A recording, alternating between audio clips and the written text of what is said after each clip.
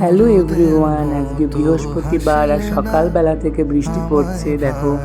আর আজকে ছিল আমার বোনের জন্মদিন, তাই বৃষ্টিকে উপেক্ষা করেই বেরিয়ে গেছিলাম। আর যাওয়ার সাথে সাথেই ট্রেন পেয়ে গেছি। আজকে আমার ভাগ্যটা এতটাই ভালো ছিল। আর দেখো, আর আমি এই কাকুটার থেকে তাই চামচগুলো কিনছিলাম। কথায় আছে না, ঢেকি স্বর্গে গেলেও ধান ভাঙে, আমার হচ্ছে সেই অবস্থা। আর দেখতে দেখতে চলে এসেছি হারি শহরে।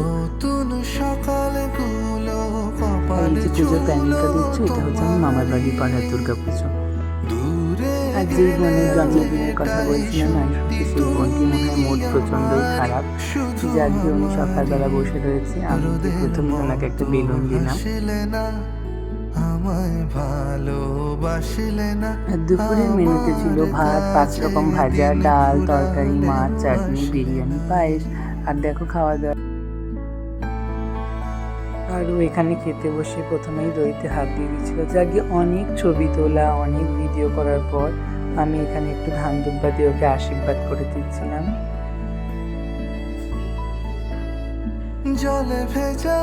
এরপরে ও যথারীতি বেলুন নিয়ে খেলা শুরু করে দিল। আর আমরা এখানে সমস্ত বেলুনগুলো বিকেলবেলা ফুলিয়ে রেডি করে নিয়েছিলাম।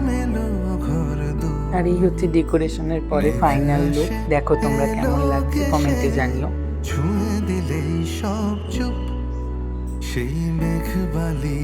চলে এসেছি কেক নেওয়ার জন্য মিয়া মোড়ে।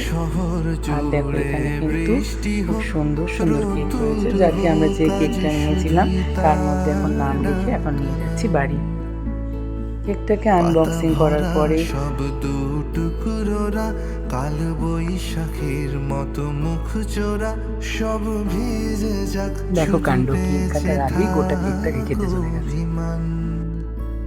নতুন সকালগুলো কপাল ছুলো তোমারই, বেঁধে রাখতে পারলে। কিন্তু খাওয়ানোর সময় মোটেও খেতে চাইছিল না।